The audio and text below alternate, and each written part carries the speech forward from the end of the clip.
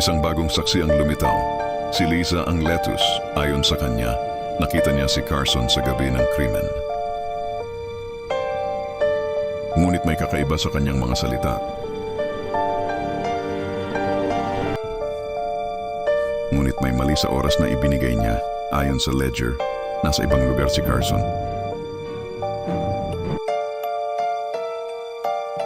Kung nagsisinungaling si Liza, bakit?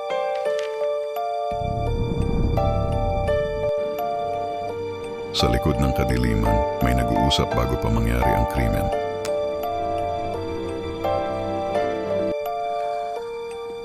Si Liza at si Cornelius, isang kasunduan ang nabuo.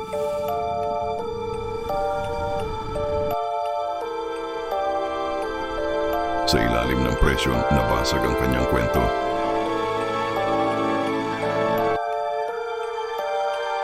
Hindi si Carson ang target, may mas malaki pang plano. Ang kamatis hindi ang tunay na target.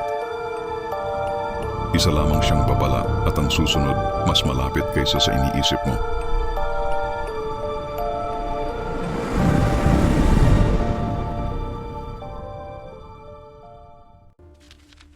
Kung umabot ka dito, ikaw ang tunay na detective.